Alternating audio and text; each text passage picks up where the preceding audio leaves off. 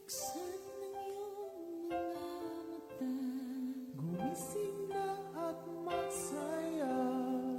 Kalimutan na ang problema, tayo na't magpuri kay Jesus. Buksan ang iyong mga mata, Gumising na at magsaya. Kalimutan na ang problema. tayo na't magpuri sa Kanya.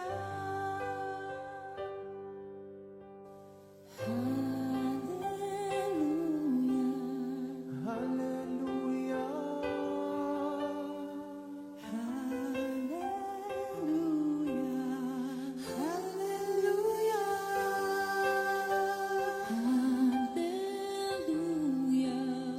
hallelujah, Hallelujah.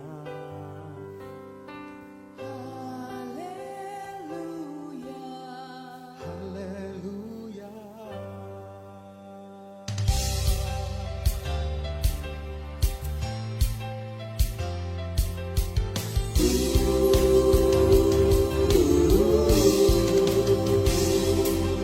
Buksan ang iyong mga mata, gumising na at magsaya. Kalimutan na ang problema, tayo na't magpuri kay Jesus.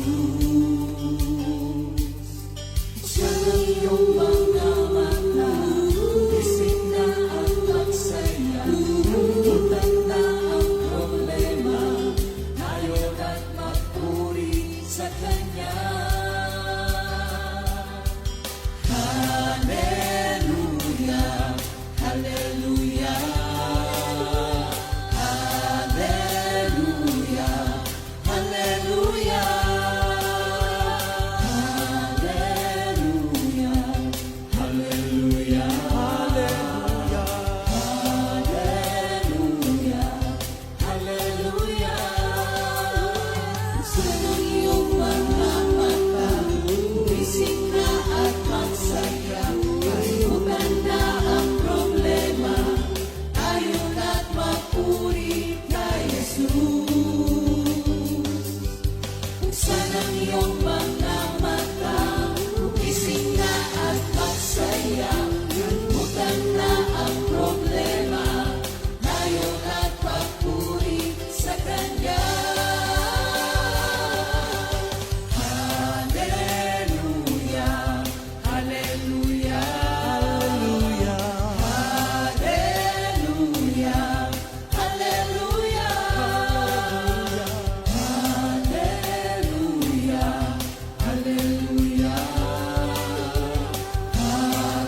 hallelujah, hallelujah. Di ka iniwan, di ka pababayaan. Kumapit ka, umawit ka, at magpuri sa Kanya. Buksan ang iyong mga mata, gumising na at magsaya. Kalimutan na ang problema, tayo na't magpuri kay Jesus. Buksan ang iyong mga mata, gumising na at magsaya. Kalimutan na ang problema, tayo na't magpuri sa Kanya. Hallelujah, hallelujah, Hallelujah. Hallelujah. hallelujah, hallelujah. Hallelujah. Hallelujah. Sa iyong mga mata, gumising na at magsaya. Kalimutan na ang problema, tayo na't magpuri.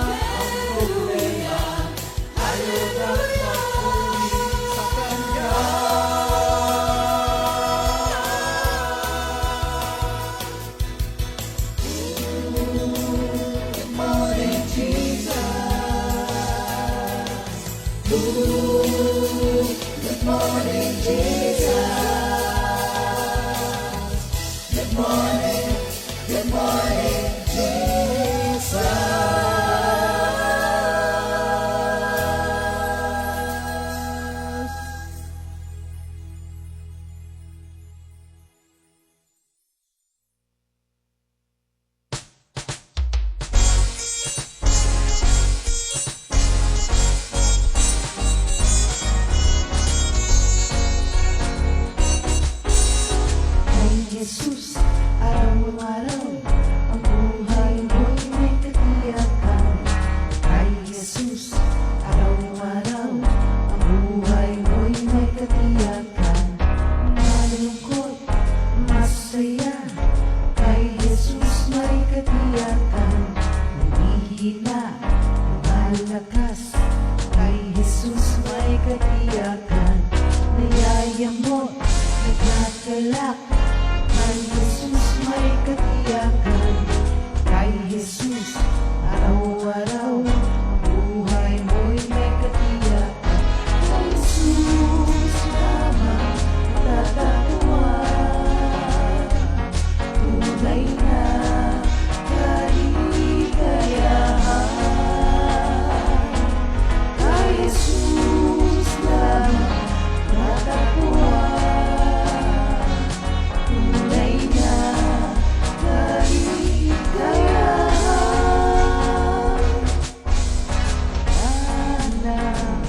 Hanap-hanapin pa, wala na. Hanap-hanapin pa,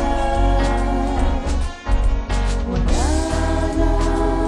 Hanap-hanapin pa, wala na. Hanap-hanapin pa, wala na. Hanap-hanapin pa, wala na. Hanap-hanapin pa, wala na.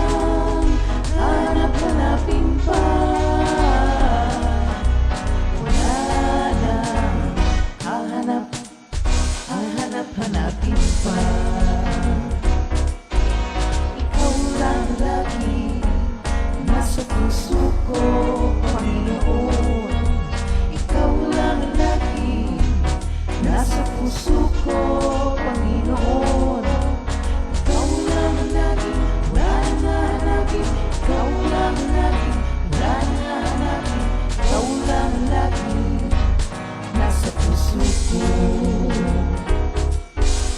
Ikaw lang lagi nasa puso ko, Panginoon.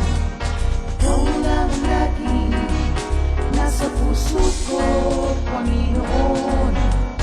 Ikaw lang lagi, wala na hanapin. Ikaw lang lagi, wala na hanapin. Ikaw lang lagi nasa puso ko.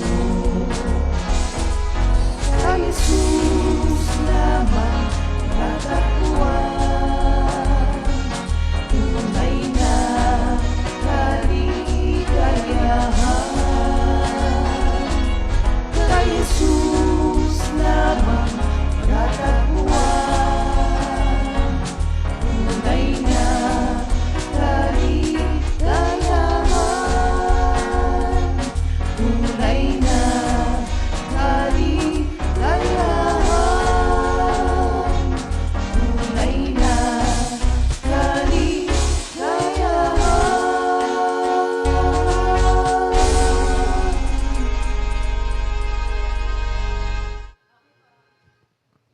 Good morning, Good morning, Jesus. Thank you, Lord. So magandang umaga po sa inyo, mga kapatid. At today is Friday. Amen. At marami tayong mga pag-aaral tong araw pong ito. Pero una, bumati muna po tayong lahat. No? So magandang umaga po sa inyo lahat. Morning po. Sa North, South, East, West. Hindi na namin po ma-identify ang bawat isa. Ang mahalaga, kayo po na nananatili dyan na nag-aabang lagi nitong ating mga pag-aaral ay nawa lagi po natin pananabikan nito. Kasi po, napakaraming revelation, marami tayong mga bagay pang dapat matutunan Kaya nga po, dapat ang bawat minuto, oras ay sabi nga, grab the opportunity. Kasi may mga pagkakataon, marami tayong ginagawang lahat. Kaya ito pong ating Good Morning Jesus, ito'y one way na o pamamaraan para maipaliwanag po namin sa inyo, no, sa tulong at grasya ng Panginoon at patnubay ng Banal na Espiritu Santo, na itong mga tinatawag natin mga hidden treasures, so which is the wisdom of God, ay ating mapagsalusaluhan at ito ay ating maipamuhay. O bati kayo, Brother Sandy. Good morning, Jesus. Good morning po sa aking may bahay na si Sister Rina at ang aking anak na si Bea na kasalukuyang naglalayag sa karagatan at si Seth na nasa bahay. Good morning po at sa mga taga-East, good morning po sa inyong lahat. Brother Jeff.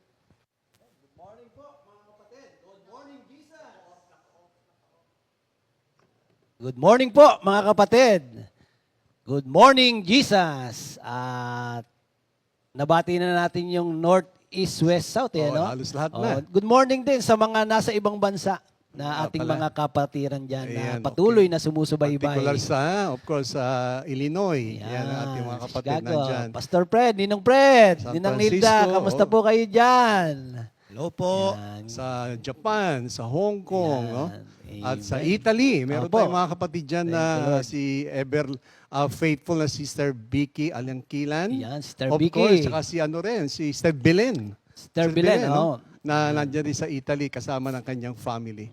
Kaya kami po ay lubusan nagpapasalamat sa inyo mga kapatid na patuloy po kayong nariyan, hindi lamang para manood, kundi para matuto tungkol sa salita ng ating Panginoon. Amen. Ngayon po sa araw, ngayon pong ating, itong Friday pong ito, itong ating pag-aaral, ito na po yung culmination ng ating tinatawag na Scriptures of the Week. Kaya nyo, basahin ko muli po itong ating scripture, itong week na ito sa John chapter 13, verse 17. Ang sabi po dyan, if you know these things, blessed are you if you do them. Sa ating pong pag-aaral ngayon, ating pong kukunin yung buong chapter ng chapter 13 para makita po natin yung pinaka-progression nito bago dumating dyan sa verse 17. Mahalaga po kasi makita natin simula sa verse 1 hanggang verse 17. At paghahatian po namin tatlong magkakapatid itong ating pag-aaral. Pero bago tayo magsimula pala, manalangin muna tayo. Pastor Thank you, Lord. Rafi. Brothers- Sasabihin ko nga dapat sa inyo. Oh, Mr. Sandy, ikaw lang manalangin. Okay, tayo po'y manalangin. Dakilang Ama, salamat po Panginoon sa magdamag na kapahingahang ipinagkaloob mo po sa amin. At sa umaga pong ito, inaangkin po namin ang inyong presensya. At sa gabay po ng inyong Espiritu, dalangin po namin ang pangunawa sa inyong salita upang ito po ay aming maging gabay, panuntunan sa amin pong buhay. Mangusap po kayo, kami pong lahat ay makikinig sa pangalan ni Jesus. Amen. Amen. Thank you, Lord. So yung ating pong title ng ating pag-aaral ay doon na rin po sa pinaka-title na mismo nakalagay doon sa Bible para kitang-kita na natin po kagad kung ano yung konsentrasyon ng ating pag-aaral. So yung amin pong ihahayag ngayon sa umagang ito ay Christ washes the disciples' feet. So Christ washes the disciples' feet. So kahit pa nagkakaroon na po tayo ng idea itong ating mga pag-uusapan sa oras na. Pero bago po kami magsimula, ay meron pong isang awitin. Itong awiting ito ay napakahalaga, no? Sa isang lingkod ng Panginoon o nagnanais na maging lingkod ng Panginoon. Pakinggan niyo po itong awiting ito at namnamin ang bawat talata na narito po. Thank you, Lord.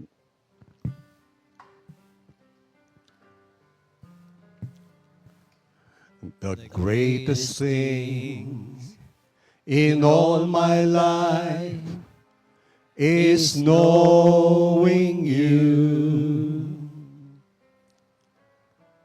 The greatest thing in all my life is knowing you. I want to know you more. I want to know you more. The greatest thing in all my life is knowing you, loving you. The greatest thing in all my life is loving you. The greatest thing in all my life is loving you. I want to love you more. I want to love you more. The greatest thing in all my life is loving you, serving you. The greatest thing in all my life is serving you. The greatest thing in all my life is serving you. I want to serve you more. I want to serve you more. The greatest thing in all my life is serving you. Thank you, Lord. Sabi nga po doon sa awitin natin, the greatest thing in all my life, in all our life, is to know God, to love God, and to serve God. Ito pong ating pag-aaral ngayon sa araw pong ito ay meron pong kinalaman dyan na kung hindi mo kilala ang Panginoon at kung hindi mo siya talagang minamahal ng higit, you cannot serve God. You cannot serve God. At doon po sa Matthew chapter 16, verse 24, napakaganda po doon ng pagkakapaliwanag eh. Ang sabi po doon, deny yourself, carry the cross, then follow me. Nakita niyo po ba yung progression? Nakita niyo po ba ano yung unang na-require?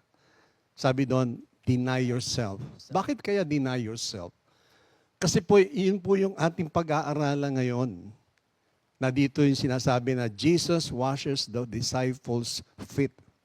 At lagi nga po, sa paglilingkod sa Diyos, meron laging burden of sacrifice eh. Tsaka ka lamang makakasunod sa Kanya.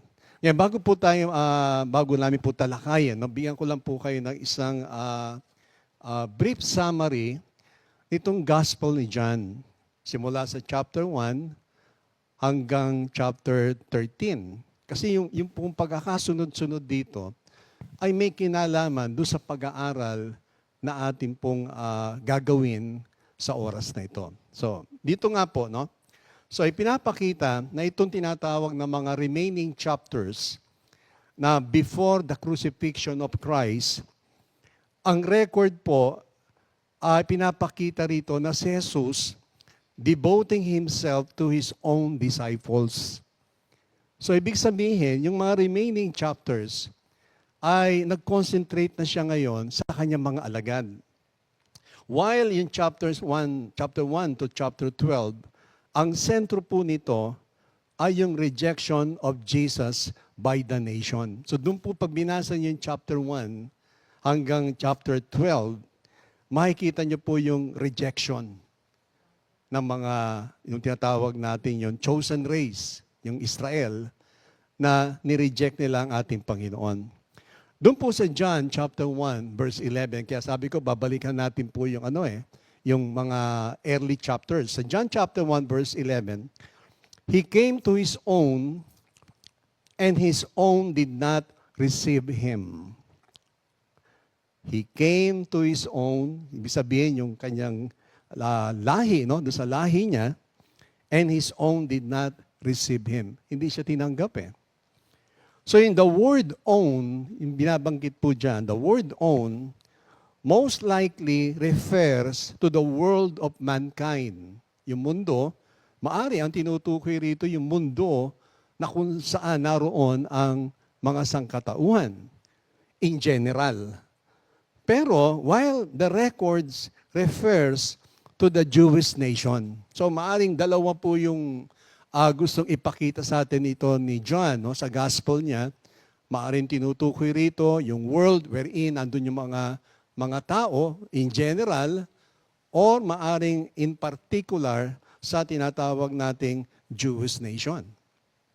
Ngayon, as creator, the world belongs to the Word. Bakit Word? Dito rin po sa Gospel ni John, chapter 1, sabi doon, the Word became flesh, full of grace. Doon sa chapter 1, the Word was with God. So bago pa man nilikha ng Panginoon ang lahat ng bagay, the Word was with God. Nandun na siya, nag-i-exist na po siya doon. So hindi lamang po yun, but the world did not even recognize Him due to spiritual blindness. So doon time pa lang po noon, sa chapter 1, ay may tinatawag na spiritual blindness. So sa John chapter 1, verse 10, sabi po doon, He was in the world, and the world was made through Him, and the world did not know Him. So, nilikha ang lahat ng bagay through Jesus Christ, pero ang mundo, hindi siya nakilala. So, doon pala nagkakaroon na po ng problema eh. Now, sa chapter 13 hanggang chapter 17, ang sentro po ay para doon sa mga taong who receive Him. Ito na ngayon. Ang mga taong tumanggap sa Kanya ay doon sa John chapter 1 verse 12, but as many receive Him, to them He gave the right to become children of God, to those who believe in His name. Tignan niyo po yun. To those who believe in Him, binigyan ng pagkakataon ng Panginoon for them, for us, to become children of God. Napakaganda po ng nung pangyayari. Dahil doon sa paniniwala na tinanggap ni atin, tayo na po, kasama na rin po tayo, we became the children of God. Napakasarap pakinggan. Tawagin tayong, we are the children of God. Tayong mga pamilya, sabihin natin, pamilya ng ating Panginoon. Now, beginning in chapter 13, ito nga po yung tatalakayin natin ngayon. Beginning in chapter 13, Jesus moved completely away from public ministry. Pag sinabing public ministry, ito po yung ginagawa niya sa publiko na kung saan nagtuturo siya ng mga salita ng Diyos. Tapos dun, oras na yun nagpapagaling siya, ang mga bulag nakakakita, ang bingi nakakarinig, ang pilay nakakalakad, ang patay binubuhay ng Panginoon. Yan ang tinatawag na public ministry. Sasabi natin, to private ministry with those who have received Him. So ito na ngayon sinasabi ko po kanina, ang konsentrasyon ng Panginoon ay isinantabi niya ng panandalian ang public ministry o public exposure niya. Ngayon nag-concentrate na ngayon siya sa mga disciples. Nag-concentrate na ngayon siya po rito. Ngayon, sa chapter 13 hanggang 17, was spoken by Jesus as a farewell on the night of His betrayal and arrest. So, ibig sabihin, dito na po sa 13 hanggang 17, ito na yung para bang pamamaalam na ng ating Panginoon. Nagsisimula na siyang magpaalam at sisimula na siyang i-unveil ang katotohanan before His arrest at yung betrayal. At alam natin, yung betrayal, si Judas, binitray siya, di po ba? Doon sa the Last Supper, na binitray siya, at the same time, doon na siya hinuli. Ngayon, doon sa verse 1, touch ko lang po ng konti ito, yung sinasabing to the end, doon po sa King James Version, ginamit kasi yung to the end. Pag sinabing to the end, meaning to perfection, with perfect love. So yung sinasabi niya, up to the end, ay yung kanyang pag-ibig is a perfect love. Perfect yun. na God loves the world. Sa John 3:16, pamilyar tayo dyan, for God so loved the world that He gave His only begotten Son, that whoever believe in Him will not perish, but will have life. And sinners, tayo, sinners, dahil sa Ephesians 2, sinasabi diyan na namuhay tayo ayon sa ating kagustuhan at hindi natin namamalayan na tayong lahat ay bound for destruction na. But by the grace of God, din sinasabing, and sinners, na tayo minahal ng Panginoon with compassion and common grace. E bakit common grace? Hindi po pwedeng mas maraming grace sa isa, kaunti sa isa. Common grace, iisa lamang nakagandang loob na binigay ng Panginoon para sa ating lahat, para sa ating kaligtasan. Amen. So yan po yung pinaka-brief summary para makita natin, pag natouch na po namin itong chapter 13, yung progression nito, at least meron na po tayong idea, yung pala ang nangyari dun sa chapter 1. Nagkaroon na ng rejection, and those who receive Christ, nagkaroon ng pagkakataon to become God's children, at thank you Lord, ini-enjoy na po natin ngayon itong benepisyo ng ating pagiging, sabihin natin, a child of God. Ngayon, ibibigay ko na po si Minister Sandy para talakayin niya po itong chapter 13 ng John sa verse 1 hanggang verse 5. Yan. Minister Sandy. Thank you, Lord. Pastor Rapi. Basahin po muna natin, mga kapatid, itong John chapter 13, beginning from verse 1 up to verse 5. Now, before the feast of the Passover, when Jesus knew that his hour was come, that he should depart out of this world unto the Father, having loved his own which were in the world, he loved them unto the end. And supper being ended, the devil having now put into the heart of Judas Iscariot, Simon's son, to betray him. Jesus, knowing that the Father had given all things into his hands, and that he was come from God, and went to God. He riseth from supper, and laid aside his garments, and took a towel, and girded himself. After that, he poureth water into a basin, and began to wash the disciples' feet, and to wipe them with the towel wherewith he was girded. The message of the Lord.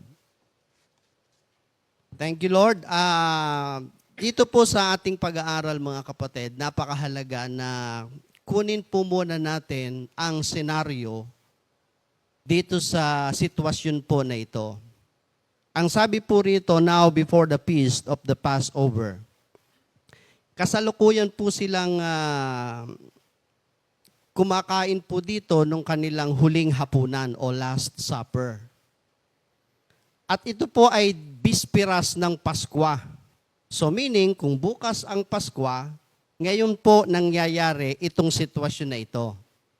At dito po sa senaryong ito, mga kapatid, natukoy po rito yung sinasabing Passover o Paskwa. And dito rin sinabi na having loved his own which were in the world, he loved them unto the end. Dito na ho ipapakita talaga ng Panginoon yung full extent ng kanyang pagmamahal sa kanyang mga alagad at sa mga tao pong mananalig sa kanya. Kasi po, madali lang magkwento eh. Di ho ba? Madali lang magsabi. Di ho ba? Nang mahal kita. Pero yung full extent na maipakita ng isang tao na nagsasabi ng mahal kita, kailangan na po noon ng aksyon. Kung baga, hindi lang puro kwento. Kasi may kwento na walang kwenta. Dapat yung kwento, may kwenta, meaning, he will put into action kung ano po yung sinasabi niya. Dito po, i-display na ng Panginoon sa buong mundo ang pagmamahal niya sa sangkatauhan. At dito rin po binanggit yung sinasabing Passover. Ano po ba yung Passover? Kasi ito, bispiras ng Paskwa o Passover. Tingnan po natin yung meaning ng Passover. Ang Passover po ay one of the most important holidays on the Jewish calendar. Not only does it serve as a reminder of God's faithfulness, but it points to the Lamb of God, the Messiah, who served as the once for all sacrifice for sin. This is why God commanded the Jewish people to observe the feast of Passover from generation to generation. Ganun po kahalaga sa mga Hudyo ang kapistahan ng Paskwa o yung Passover Festival. Or minsan tinatawag din po itong unleavened bread, the Feast of the Unleavened Bread. Ano po ba at saan po ba nagsimula itong tinatawag na Feast of the Passover? Ito po ay nagpasimula, mga kapatid, doon sa Exodus chapter 12, nung ipadadala na ng Panginoon sa bayang Israel ang huling salot, which is the angel of death. At doon po din ay pinayuhan ng Panginoon si Moises kung papaano makaliligtas sa last plague ang kanyang bayan, ang bayang Israel. So, inutusan ng Panginoon si Moises na sabihin sa mga Israelite na bago dumating yung anghel ng kamatayan, ay maghanda sila ng isang tupa na walang kapintasan, at ang dugo nito ang ipapahid sa doorpost, sa pintuan, sa taas, at saka sa dalawang gilid ng kanilang pintuan, upang maging palatandaan pagdating ng anghel ng kamatayan, pag nakita yung pahid ng dugo ng tupa sa kanilang mga tahanan, ay lalagpasan lamang ng anghel ng kamatayan ang tahanang iyon, palatandaan na mga Israelita ang nakatira doon. At walang anumang mangyayari sa tahanang yaon, maging yung mga panganay nilang anak na lalaki, maging hayop man o tao. Yun po ang naging Passover. At ang command ng Panginoon, gugunatain nila ito hanggang sa saling lahi nila, from generation to generation. Okay? At dito, makikita po natin, mga kapatid, na malaki ang kaugnayan nung Passover sa Panginoong Hesukristo. At ganun din po sa atin bilang mga Kristiyano. Tingnan po natin kung ano po yung nilalaman nung Passover na to. Sa Passover po, ito po yung pagsasalo-salo, ano po, taon-taon ginaganap po ito ng mga Hudyo. Sila po ay may kaukulang petsa kung kailan po nila idinadaos ito taon-taon, ang Feast of the Passover o Festival, Passover Festival. At doon, nagsasalo-salo ang bawat pamilya. Merong mga partikular na pagkain silang inihahanda. Hindi ko na po iisa-isahin yon. Pero ang pinaka-main course doon sa Passover meal na tinatawag ay yung sheep na kanilang i-slaughter. Yun ang pinaka-main course. At sa pagpili ng tupa, meron pong requirement na sinabi ang Panginoon sa Exodus chapter 12. Una, kinakailangan na 1 year old. Tapos, male. Without defect or blemish. Walang kapintasan, 1 taong gulang. At dito ho, makikita po natin, ang kaugnayan nito sa Panginoong Hesukristo. Naalala niyo po ba mga kapatid, nung ang Panginoong Hesukristo ay lumalapit kay John the Baptist during the time na nagbabaptize si John the Baptist sa river? Nung nakita ni John the Baptist ang Panginoong Hesukristo, sabi ni John the Baptist sa John 1:29, "There is the Lamb of God who takes away the sin of the world." So malaki ang kaugnayan nung Lamb of God sa Passover, mga kapatid, sa katauhan ng Panginoong Hesukristo. Itinuro niya na siya ang kordero ng Diyos na nag-aalis ng kasalanan ng sanlibutan. Ang Biblia po ay punong-puno ng mga simbolo, punong-puno ng mga ritual, okay? At isa yan sa inordain ng Panginoon na kinakailangang gunitain ng mga Hudyo o bayang Israel ang pagdiriwang ng Paskwa o yung Passover Festival. Sapagkat dito ho nakapaloob kung papaano sila hinango ng Panginoon sa Exodus 12 mula sa pagkakaalipin sa bayan ng Ehipto at doon sa Passover meal na yon na itinuro ng Panginoon kay Moises na sabihin sa mga Israelite, nandoon po ang kanilang kaligtasan sa nakaambang panganib, which is the angel of death. Yun din po ay pasimula ng pag-alis nila sa Ehipto at paghango ng Panginoon mula sa kanilang pagkakaalipin, mula sa Ehipto, patungo sa lupang pangako. Okay. Ngayon po mga kapatid, ano po ang kaugnayan nito sa Panginoong Hesukristo? Ayan.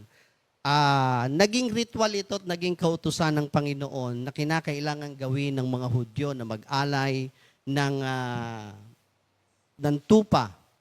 At ang dugo nito ay ihahandog para sa kapatawaran ng kasalanan. Mula pa po nung magkasala si Eva at si Adan, mga kapatid, ay ni-require na ng Panginoon ang blood of the animal para sa kasalanan ni Eva at ni Adan nung sila'y nagkasala. Makikita po natin yan sa Genesis chapter 3, verse 21. Sabi po doon, "At binigyan ni Yahweh ang mag-asawa ng damit na yari sa balat ng hayop." So doon pa lamang pinapakita na po mga kapatid ng Panginoon that He needed a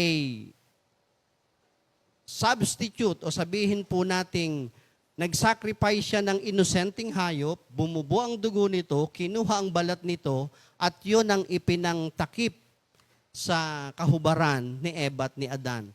At yung ginawang act na yon ng Panginoon, nakita yon ni Eva at ni Adan. Itinuro po nila ito sa kanilang anak na si Cain at si Abel. Ang sabi po sa Genesis chapter 4 verse 3, "In the course of time," meaning nagtakda talaga ng araw at panahon ng Panginoon sa pag-aalay para sa kasalanan ng tao. At ito ho, ginawa ni Cain at ni Abel. Nga lang, yung sacrifice ni Cain, hindi kinalugdan ng Panginoon, at yung sacrifice ni Abel ang kinalugdan. Why? Because yung sacrifice ni Abel is nakapattern doon sa ginawa ng Diyos kay Eva at kay Adan, which is merong dugo with blood in it. Kinuha niya ang pinatabang guya, inihandog ang pinakamainam na bahagi at kinalugdan ng Panginoon ang handog ni Abel.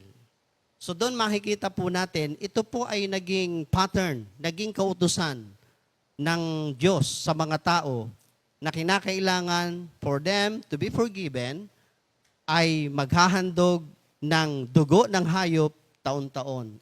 At ito po ay naging kautusan. Ito po ay sinabi ng sumulat ng Hebreo. Dito po sa Hebrews chapter 10, beginning from verse 1. Yung kautusan na paghahandog ng dugo ng hayop, ito po ang sabi, "Ang kautusan ay anino lamang at hindi lubos na naglalarawan ng mabubuting bagay na darating," meaning anino, shadow. So, yung paghahandog ng dugo ng hayop, may inaanino lamang yon na darating, which is the blood of Christ. Tuloy po natin sa Hebrews 10 verse 1 pababa. Hindi ito nagpapabanal sa mga lumalapit sa Diyos sa pamamagitan ng mga handog na iniaalay taon-taon. Kung napatawad na nga ang mga lumalapit sa Diyos sa pamamagitan ng ganoong mga handog, wala na silang aalalahanin pa tungkol sa kanilang mga kasalanan at hindi na sila kailangang mag-alay pang muli. Ngunit ang mga alay na ito ang nagpapagunita sa mga tao ng kanilang mga kasalanan taon-taon sapagkat ang dugo ng mga toro at mga kambing ay hindi makapapawi ng mga kasalanan. Dahil diyan, nang si Kristo'y naparito sa daigdig, sinabi niya sa Diyos, ang mga pang-alay pati mga handog at mga hayop na handang sunugin, hindi mo naibig sa dambana dalhin. Hindi mo kinalugdan ang mga handog na sinusunog at ang mga handog upang pawiin ang kasalanan. Kaya't inihanda mo ang aking katawan upang maging handog. Kaya't sinabi ko, ako'y narito o Diyos upang sundin ang iyong kalooban, ayon sa sinasabi ng kasulatan tungkol sa akin. Ang Passover Festival ay tungkol kay Kristo. Nasa kasulatan, mga kapatid. Anino lamang yon ng gagawin ng Panginoong Hesukristo na pag-aalay niya ng kanyang sarili sa krus at pagbubo ng kanyang dugo para sa kapatawaran ng kasalanan ng sanlibutan. Kaya napakayaman nung sinasabi po rito yung Passover, mga kapatid. At doon ay hindi lang ipapakita ng Panginoon ang kanyang pagmamahal sa pamamagitan ng paghahandog ng kanyang buhay. Doon sa binanggit natin kaninang John 13 verse 1. Nandoon po sila sa upper room, during the time na dinadaos nila yung Last Supper. Kasama niya ang mga inner core, which is the disciples. Yung sinasabi ni Pastor Rapi kanina, na ito na yung huling paalam ng Panginoon sa kanyang mga alagad. Naalala ko tuloy, speaking about huling paalam, diba? Si Jose Rizal din bago namatay, nagpaalam din siya, no? Yung tinatawag na huling paalam. El Pelebistorismo, yan. Biniro ko nung kaklase ko, sabi niya, kanino na maalam si Rizal? Sabi ko, sa inang bayan. Sabi niya, hindi. Sabi ko, kanino? Kay Huling. Sabi niya, Huling, paalam. So, dito mga Natawa kapatid. ba kayo, Pastor? Natawa kayo? Ayos lang. Tawawa naman kayo, Pastor. So, dito mga kapatid, ipapakita na ng Panginoon yung kanyang full extent of His love sa kanyang mga alagad. Ang mamatay sa krus para sa kabayaran ng kasalanan upang matupad ang sinasabi ng kasulatan, especially doon po sa Passover Festival ng mga Hudyo. Kaya salamat sa Panginoon dahil dito hindi lang yung kanyang buhay ang kanyang iaalay, ipapakita rin dito ng Panginoon ang kanyang paglilingkod sa kanyang mga alagad. At yan po ay itutuloy ni Minister Jeff. Thank you, Lord. So, purihin ng Panginoon. So, binigyan lang namin po kayo ng isang magandang larawan para maunawaan po natin itong Passover. Para ito po kasi mga susunod na mga pag-aaral ay meron pong kinalaman doon. Ngayon po, may pangyayari po kasi dito sa Luke chapter 22 verse 24. Bakit humantong doon sa washing of the feet of the disciples? May nangyari po doon na kung tutuusin po ay kumbaga ito'y para din talaga sa ating lahat. Ngayon, sa Luke 22 verse 24, sabi doon, now there was also a dispute among them as to which of them should be considered the greatest. So doon po sa pangyayari ngayon dito po, ay nagkaroon ng pagtatalo-talo. Para bang sinasabi na, sino ba mas dakila ngayon sa atin? Dapat ako. Parang nag-aagawan na po sila eh. Kaya nga po nung nagsimula na ang Panginoon na magbigay na ng halimbawa sa paghuhugas ng paa. At ito nga po ay napakagandang larawan na ito eh. Now, so nangyari po, when Jesus moved to wash their feet, nagulat sila ngayon. Nagulat sila eh. Kasi nga, ay ang action ng ating Panginoon, pero alam niyo po, yung kilos ng Panginoon doon, ay nagsiserve ito as symbolic of spiritual cleansing and a model of Christian humility. So yung kanyang ginawa, para ipaunawa ngayon, bagamat hindi kagad naunawaan, para bang, kung titignan natin yung senaryo, para mas gusto ng mga alagad na hugasan ang paa ni Jesus, silang lahat. Ang hindi nila maintindihan, bakit kailangan hugasan namin ang paa ng bawat isa? Yun ang nila maintindihan. Kaya ngayon ang Panginoon, siya nagbigay ngayon ng isang napakagandang halimbawa na sabi nga ito, very symbolical, kasi nga po ito ay may patungkol sa spiritual cleansing at a model of Christian humility. Pero bago po tayo magpatuloy, ay batiin na muna po natin itong mga may kaarawan today. So July 28, ayan. 2023. Happy birthday! Ayan, Sino bang may birthday ngayon? Brother Raymond Boy, Rada. Brother Raymond Raymond! Rada, nako. Happy birthday po! Kamusta Brother na yung mga hamburger? Ayan, Sister Vicky Kabiling. Sister Vicky, Happy Kabiling. birthday po. Happy birthday. Meron Dalawa pa lang ba ang may birthday ngayon? Dalawa lang. Dalawa sila, hindi kayo mag-aagawan. Malaking malaking event. Anyway, no? Happy birthday, Malaking Brother handaan Raymond yan. Rada at Sister Vicky Kabiling. Ayan.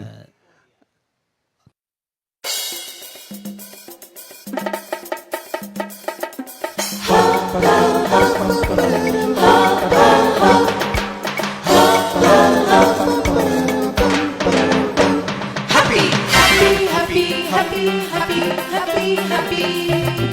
Happy, happy birthday. Happy, happy birthday. Happy birthday, happy birthday to you. Happy, happy birthday. Happy, happy birthday. Happy birthday, happy birthday to you. Happy birthday! May the good Lord bless you. May the Lord's light shine upon you. Happy, happy birthday to you.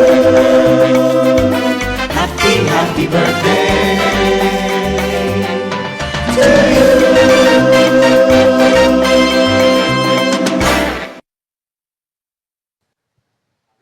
Happy birthday, Thank you, mga Lord. kapatid. Enjoy the Thank day. you, Lord. So ngayon po, for those who have a YouTube account, you can visit youtube.com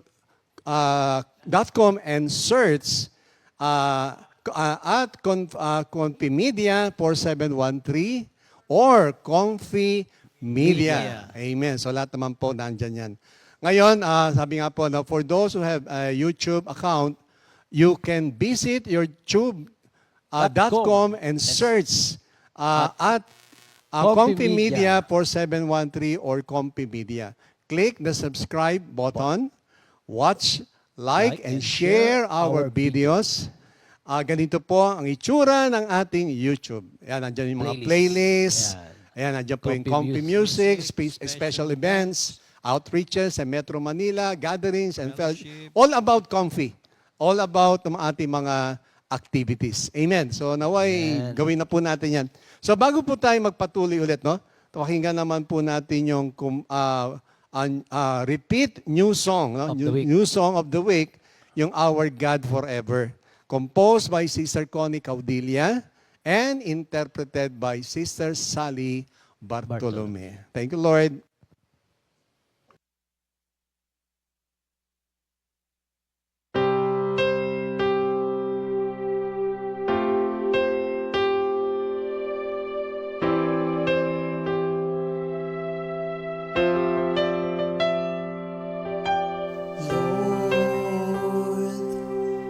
Fill us each morning with your constant love, so that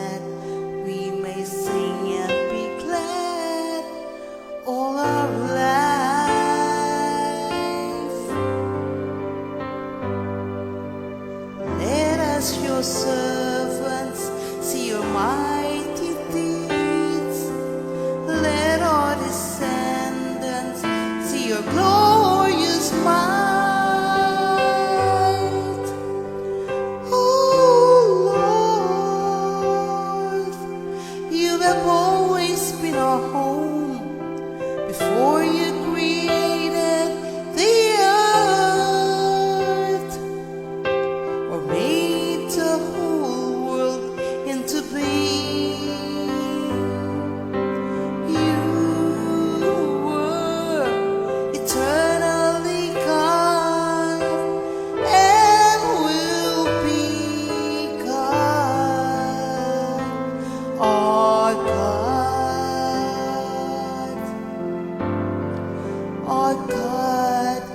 forever.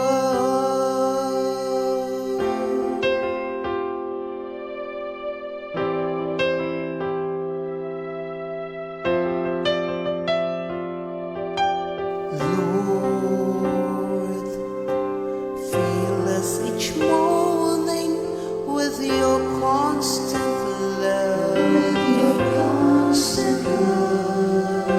so that we may sing and be glad all our lives.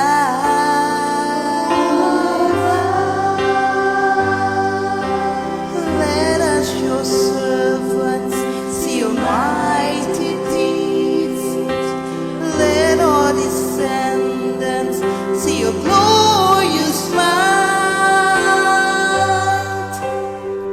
Oh Lord, you have always been our home before you created the earth or made the whole world into being. You were eternally God and will be God, our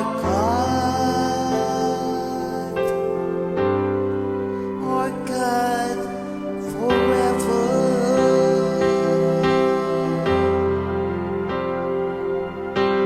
Thank you, my Jesus. Thank you, my Jesus. Thank you, my Jesus. Lord, fill us each morning with your constant love, so that we may sing and be glad all our lives.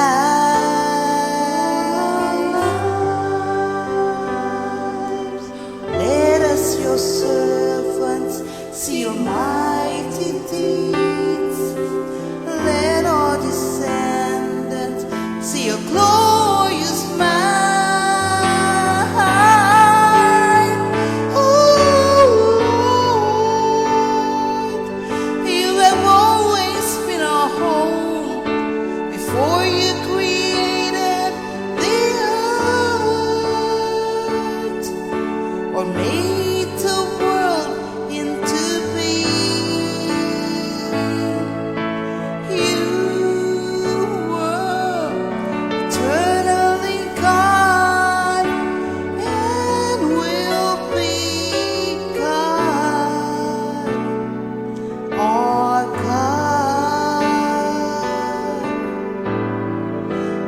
God forever.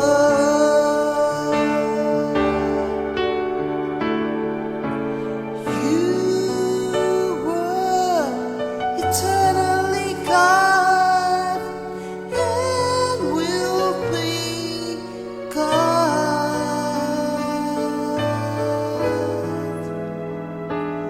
our God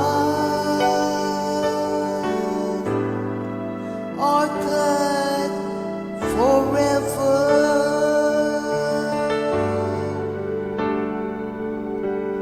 Thank you, my Jesus, our God forever.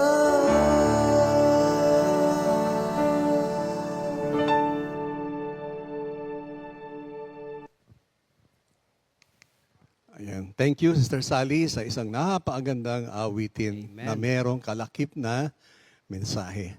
Ngayon, tatalakay na po natin yung verse 6 to 10 ni Minister Jet. Amen. Thank you, Lord. Hallelujah. Good morning, Jesus ulit, mga kapatid. Kamusta kayo dyan? At sa ating pagpapatuloy ng ating tinatalakay ngayong umaga. Meron akong napansin, mga kapatid Sabi ni, kung matama kayong nakikinig doon sa sharing ni Minister Sandy, itong paghuhugas ng paa, naganap during ano? Sabi mo, Minister Sandy? Last Supper. Meron lang akong napansin Sige, pansinin mo. Kasi, di ba, pag Last Supper, may kakain. Siyempre, pag kakain ka, ang huhugasan mo kamay. Ah. Di ba? Pero dito, ang hinugasan, paa. Naisip nyo rin ba yun, mga kapatid? Wow. Pero habang pinagmumuni-munihan ko, sinagot naman ni Pastor Rafi na ang kahulugan pala nito, sabi niya, spiritual cleansing. At yung isa, symbolic ng humility. At iyan naman ang totoo, mga kapatid. Pero bago ako magpatuloy, hayaan yung basahin ko itong ating pag-aaral sa John 13, simula sa verse 6 hanggang 10. So ang sabi po ay ganito,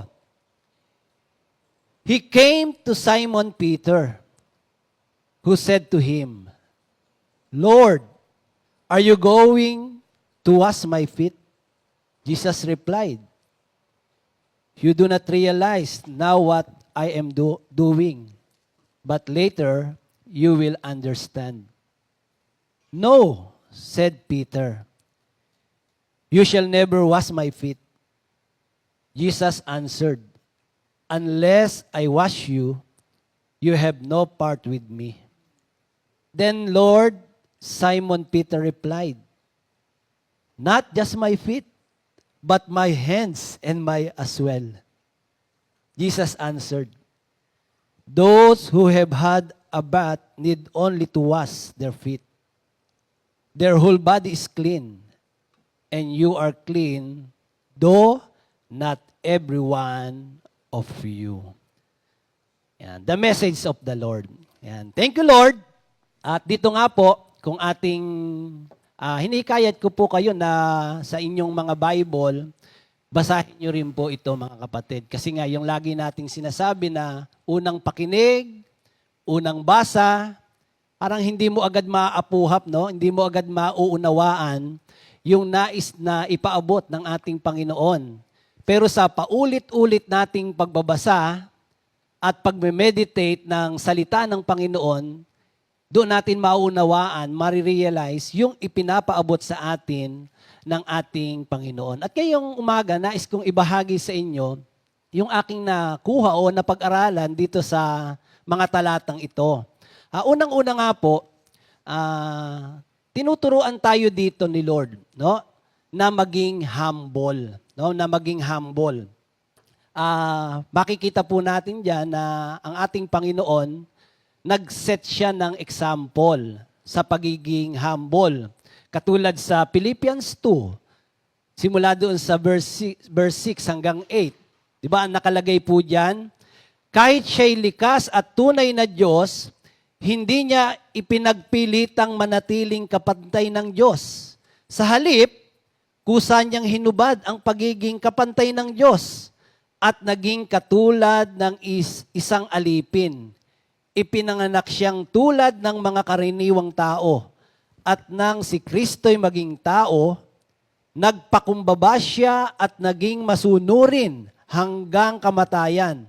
Maging ito man ay kamatayan sa krus. Grabe, no? Bagamat siya'y Diyos, hindi nagpumilit, no, na manatiling kapantay ng Diyos.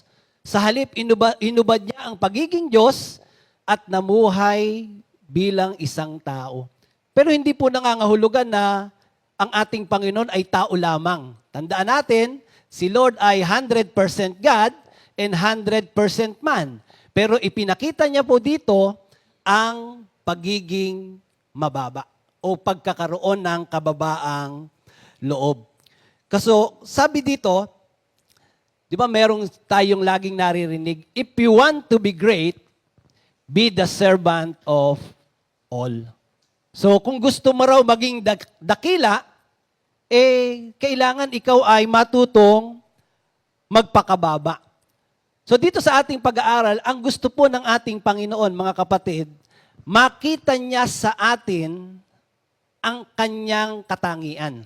So yan po ang isang nakita dito. Gusto ng Panginoon na makita doon sa mga disipulo, makita sa ating lahat, ang katangian ng ating Panginoon. At anong gustong ipamana ng Diyos o iwan ng Diyos na katangian na gusto niyang maipamalas, ma-adapt, makuha nung kanyang mga disipulo. Alam niyo, ito yung salitang pagiging humble o kababaang loob. Noong unang panahon, alam naman natin mga kapatid na yung paghuhugas ng paa, yan ay gawain ng mga servant o ng mga alipin. Menial. Oo. Mababa. At kapag yan ang iyong trabaho, para bang sa tingin nila, yan ang pinakamababang gawain o trabaho na iyong gagawin. Pero pag tinignan po natin, ginawa ng ating Panginoon, no? Pero mahal ngayon yan, brother. Yung paghugas ng Oh, puts pa, mahal ngayon yan. mahal nga eh. Naranasan mo na bang magpaputs pa? Hindi, mahal nga eh.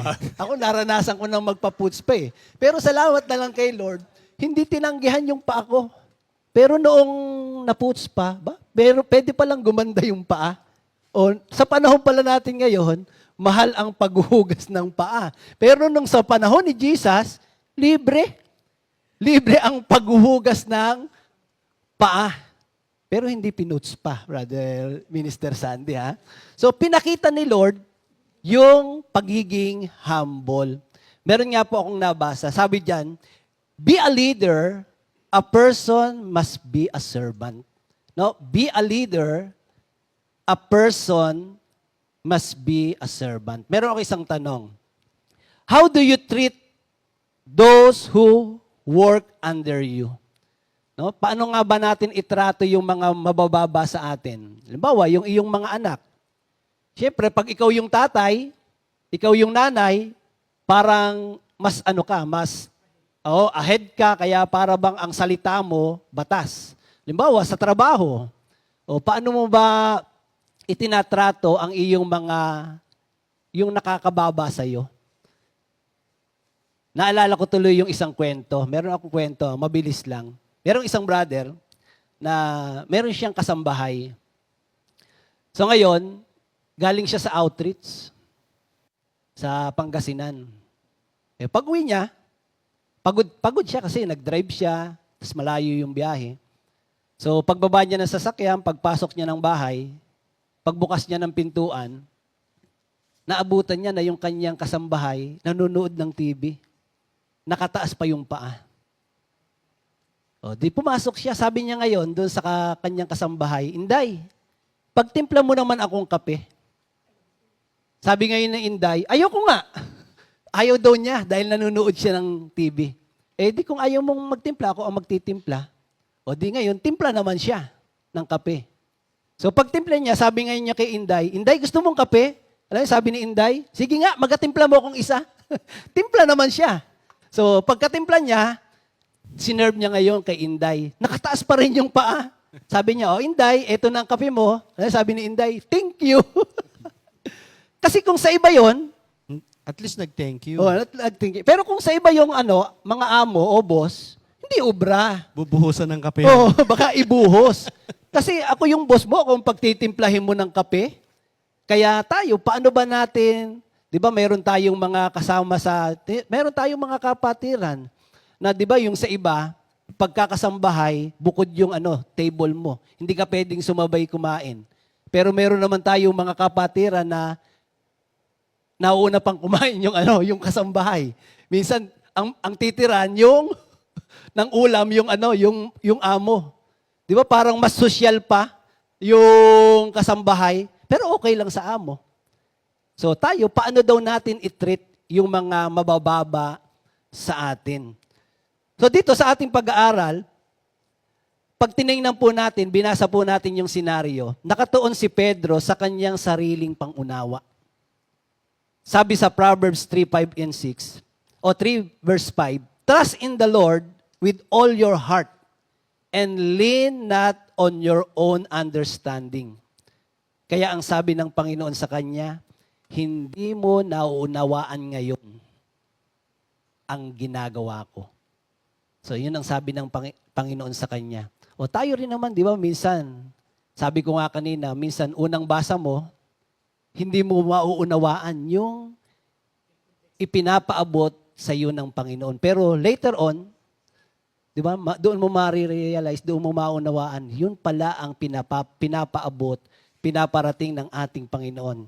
Kasi sometimes, we focus our feelings rather than doon sa ginagawa ng Diyos sa buhay natin.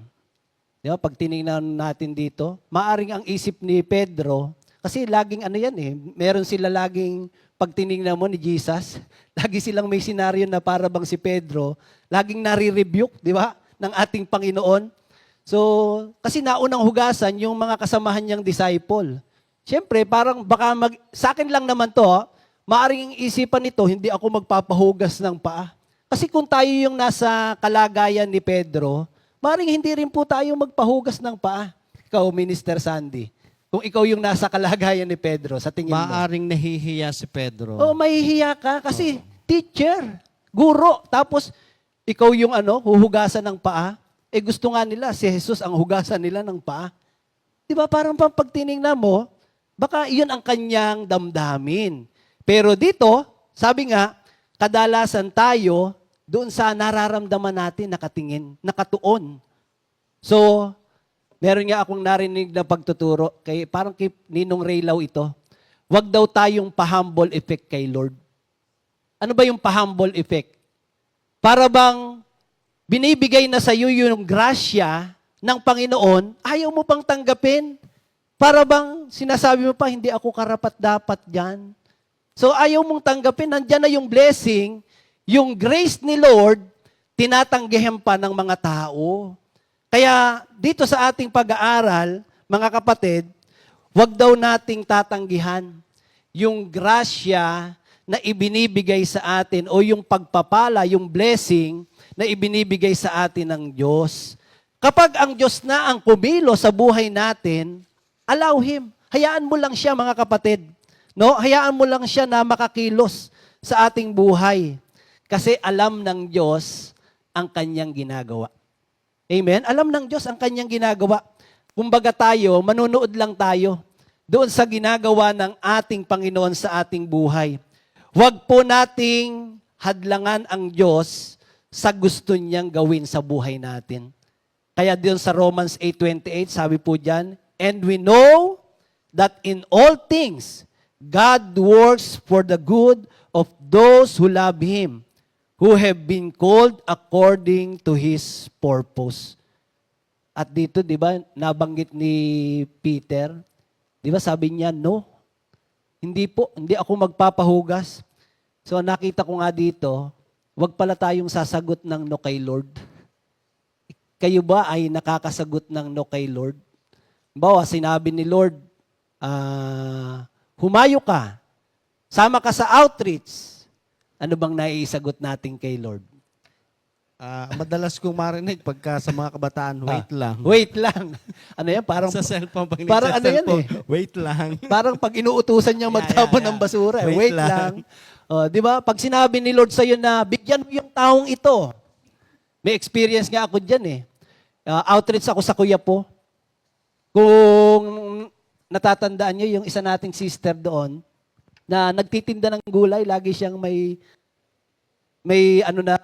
bilao, sunong na na mga gulay. Pagdating ko doon, ang init. Pagdating ko, nagtitinda siya, may edad na yun. Parang naawa ako doon sa matanda. Sabi ngayon sa akin, ang lilaw-linaw, sabi sa akin ni Lord, bigyan mo. Kaya lang parang nagbingi-bingihan ako kay Lord. Di ko binigyan. Hanggang sa natapos yung prayer meeting, umuwi ako, nakabalik na ako ng bahay, pero parang hindi ako makatulog. parang inuusig ka ng konsensya mo. Ganun pala pag hindi ka nakayes kay Lord doon sa pinagagawa sa'yo, parang hindi ka satisfied, parang hindi ka masaya. Kaya sabi ko kay Lord, Lord, sorry po, yaan niyo po, pagbalik ko, bibigyan ko. Kaya following week, pagbalik ko, yun agad yung sister ang hinanap ko. Sabi ko, sister, nabibigay po ni Lord. O di, na at peace, na payapa. So tayo, ano ba yung lagi nating sinasagot kay Lord? Alam niyo, dapat laging sagot natin kay Lord, yes. Di ba yung awitin? Yes, Lord, yes, Lord, yes, yes, Lord, yes, Lord, yes, Lord, yes, yes, Lord. Sabihin nga natin, yes, Lord. Yes. Yan pinakamaganda, wag nating sasabihin no kay Lord. Wag tayong sasagot ng no. Kailangan always yes. Hanggat hindi natin hinahayaang kumilos ang Panginoon sa buhay natin, hindi natin mauunawaan ang kanyang ganap na kalooban. Totoo yun, mga kapatid. Hanggat hindi mo hinahayaang kumilos si Lord sa buhay mo, sa buhay natin, hindi natin mauunawaan ang kanyang ganap na kalooban. Sabi dito, unless I wash you, you have no part with me. Sabi ng Panginoon sa kanya, unless I wash you, you have no part with me. Dito gusto rin ni Pedro na meron siyang kaugnayan sa Diyos. Kayo ba, gusto niyo rin na meron kayong kaugnayan kay Lord? Di ba ang hirap na maputol, maalis, mawala yung ating ugnayan sa Diyos? Sabi nga, mawala na lahat, wag lang yung iyong koneksyon, yung ugnayan mo sa ating Panginoon. Di ba kapag ka ang tao tamad mag-pray, tingnan nyo, tamad din dumating yung blessing. Kasi yung prayer, yun yung connection natin kay Lord eh. Kaya pag cut off yung ating communication kay Lord, yung connection natin kay Lord, parang maging yung ating spiritual dry. Di ba? Parang nagkakaroon ng spiritual dryness na para bang hindi ka makapagpuri, dati ka namang laging pagising mo pa lang, praise the Lord, lagi kang nagpupuri, umaawit ka, pero minsan pagka dumating yung para bang humihina, o para bang nawawala yung connection mo kay Lord, tingnan mo, lahat sa iyo, parang may mga panghihina. Hindi ka rin masaya. Pero pag lagi kang connected kay Lord, di ba, kahit maliit na bagay, meron nga tayong kapatid, kahit anong ihain mo, tuwan-tuwa. Tuwan-tuwa siya. Kahit hindi niya yata paborito, tuwan-tuwa pa rin siya, basta hinainan mo ng pagkain. Kasi makakakain siya. Lalo't libre. Lalo't libre, Kaya dito, mga kapatid, sabi ni Pedro, not just my feet, but my hands and my head as well. Grabe naman si si Pedro. Parang napasobra naman. Sabi ng Panginoon, paalang. Pero sabi niya, nung nalaman niya, naunawaan niya, maaring immediately, maaring sa akin lang, naunawaan niya ni Pedro ang sinabi ni Jesus. Kaya halos magpapaligo na siya. Di ba? Sabi niya, yung kamay, maging yung ulo, sabi ni Lord, paalang eh. O tayo rin naman mga kapatid. Di ba? Nung naunawaan natin ang ganap na kalooban ng Diyos, di ba yung buhay natin, in-offer natin sa Kanya. Marami tayong mga manggagawa ng ating Panginoon. Tinalikuran, iniwan, yung kanilang ambisyon, yung kanilang mga pangarap sa buhay. Nung nakita nila ang ganap na kalooban ng Diyos. At ngayon ginagamit ng ating Panginoon. Amen? Kaya dito, pag tinignan po natin, sabi niya, wag nating pangunahan si Lord. Ito, isa kong nakita. Sa gusto niyang gawin sa ating buhay. Wag nating pangunahan, mga kapatid. Kasi parang ang mga tao, para maganap, mangyari yung gusto mo, pangungunahan mo si Lord eh. Yung lagi ko narinig kay Pastor Rapi, do not play the role of God. Yan, do not play the role of God. Wag mong sakupin, wag mong gawin yung gawain ng Diyos. Wag daw nating gawin. Dito, pag tinanong po natin, sabi sa kanya ng Panginoon, maliban sa kanyang mga paa, hindi na kailangang mahugasan pa ang naligo na, sapagkat malinis na ang kanyang buong katawan. So, Jesus wants us to be like Him. Yun ang gusto ng Panginoon. Kaya pag tinignan po natin, ano yung gusto ni Lord sa atin? Ang maging humble. Sabi sa salita ng Diyos, ang nagpapakababa ay itinataas ng Diyos. Ngunit ang nagpapakataas ay ibinababa ng Diyos. Lugod na lugod ang Diyos sa mga taong mapagpakumbaba. At ayaw na ayaw niya ng taong mayabang. Kaya gusto nating kalugdan ng Diyos, lagi tayong magpakababa sa harapan ng ating Panginoon. In Jesus' name, Amen. Ayan. Thank you, Lord. Ngayon, talakayin na po natin yung verse 17. Sabi rito, if you know these things, you are blessed if you do them. Ngayon, kunin na natin ngayon, ano ba yung lesson na matututunan dito? Bakit nagkaroon ng washing of the fish o ng feet ng mga disciples? So, unang-una, ang talagang dahilan po dyan, sabi nga, for such an example, para to emphasize the absolute necessity of getting rid of self-exaltation. Yun talaga yung gusto ng Panginoon. Dahil doon nga po sa Luke 22, di ba binasa ko kanina, nagkaroon ng dispute. Nagtalo-talo sila kung sino mas magaling, kung sino ang greatest. At nangyayari po yan among the Christians. Yun ang kanyang opinion na mas magaling siya kaysa sa lahat ng tao. Kaya ang reason talaga na kung bakit ginawa ng Panginoon ito sa harapan nila, para mawala yung self-exaltation among them o among the Christians. Nabanggit kanina, if you want to be great, then you must be a servant of all. Doon din po sa, yung meaning ng self-exaltation.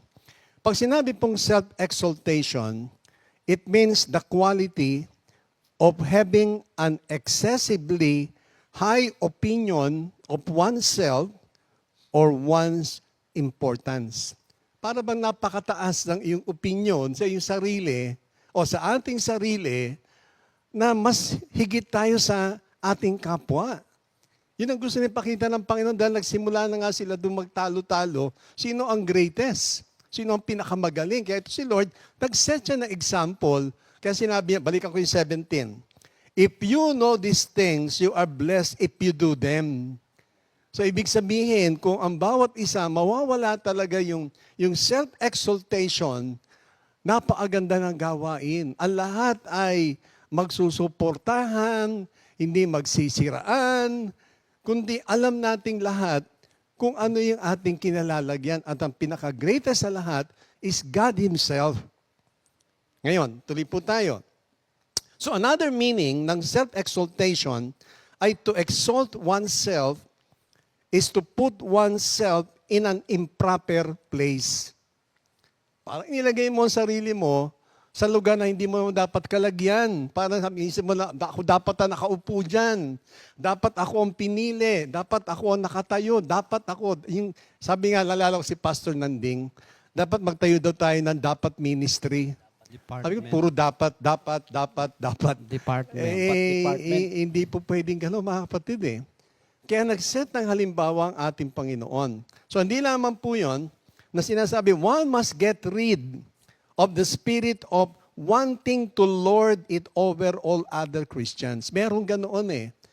Para bang tingin sa sarili niya, napakataas niya at yung kapwa niya napakababa na siya mas higit. Hindi po pwede yun. Now, tingnan natin sa Matthew 18. Meron pong binanggit sa Gospel ni Matthew. Matthew chapter 18. Dito po sa verse 1 to 6. Matthew 18, 1 to 6. Ganito po nakalagay, rank in the kingdom. At that time, the disciples came to Jesus and said, who then is greatest in the kingdom of heaven? And he called a child to himself and set him before them and said, truly I say to you, unless you are converted and become like children, you will not enter the kingdom of heaven. Whoever then humbles himself as this child, he is the greatest in the kingdom of heaven. And whoever receives one such child in my name, receives me. But whoever causes one of these little ones who believe in me to stumble, it would be better for him to have a heavy millstone hung around his neck and to be drowned in the depth of the sea. Nakita niyo po ba yun? Dito rin po sa Luke 14. Luke chapter 14, 7 to 11. Luke 14, verses 7 to 11. The parable of the guests. And he began speaking in parable to the invited guests when he noticed how they had been picking out the places of honor at the table, saying to them, when you are invited by someone to a wedding feast, do not take the place of honor for someone more distinguished, that you may have been invited by him. And he who invited you, both will come and say to you, give your place to this man, and then in this grace, you proceed to occupy the last place. But when you are invited, go and recline at the last place, so that when the one who has invited you comes, he may say to you, friend, move up higher, then you will have honor in the sight of all who are at the table with you.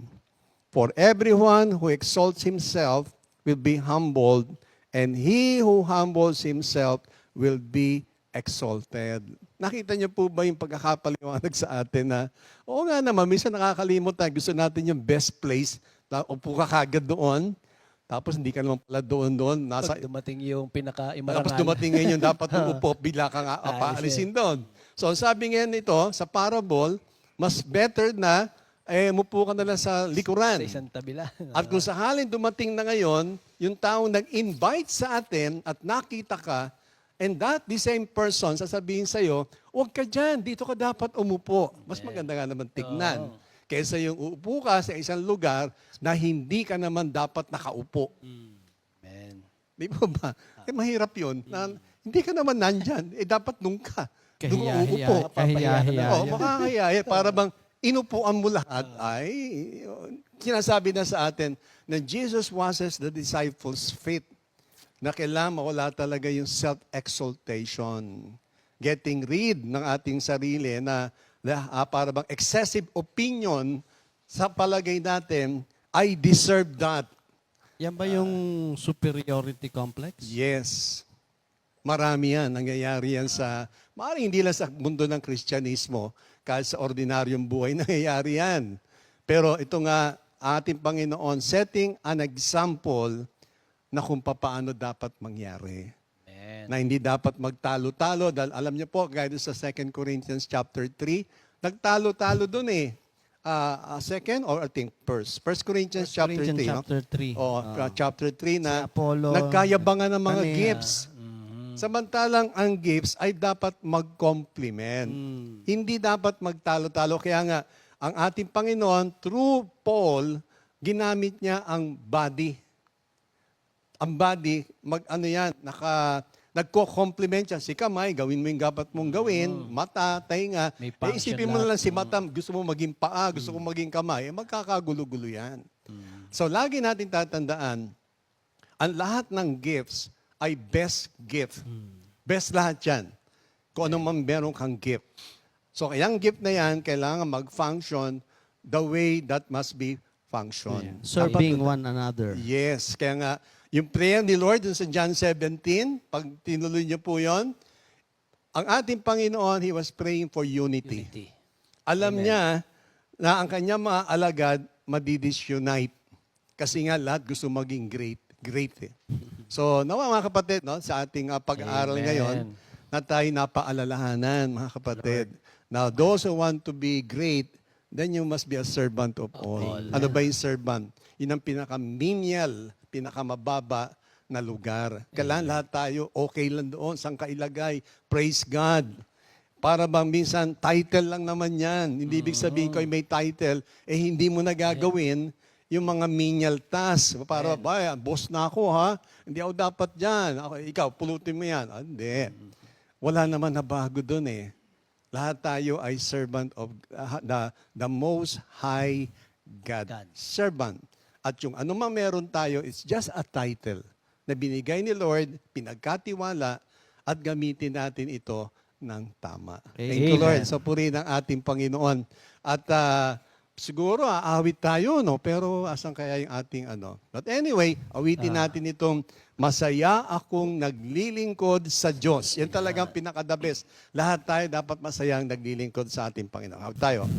Masaya akong naglilingkod sa ating Panginoon. Masaya akong naglilingkod sa Diyos. Lumalakas, sumisigla sa lahat ng panahon. Masaya akong naglilingkod sa Diyos. Sige, tayo po manalangin na. Panginoon, marami pong salamat sa pagkakataong ito na ginamit po kaming magkakapatid, O Lord, upang ibahagi ang isang napakahalagang pagtuturo. And that is, O Lord, yung humility, O Lord, na by your grace na mawala ito tinatawag na self-exaltation, O Lord, kundi ikaw ang maitaas at hindi po kami. Kayo ang makita sa aming buhay, hindi po ang aming sarili. At sa tulong at grasya niyo, Panginoon, magaganap po ito. Marami po salamat sa aming mga kapatid, sa aming mga viewers. Continuously bless them, O Lord, spiritually, financially, physically, O Lord. Pagpalain niyo po ang inyong mga anak. Yes. Papuri at pasasalamat ay isa lamang sa pangalan ni Jesus. Amen. God bless you. God bless po, God mga bless. kapatid. Thank you, Lord. Lord. 2 Timothy 2:2. Hallelujah. 2 Timothy 2:2. Praise the Lord. 2 Timothy 2:2. You and me, let us proclaim the gospel. 2 Timothy 2:2. Hallelujah. 2 Timothy 2:2. Praise the Lord. 2 Timothy 2:2. You and me, let us proclaim the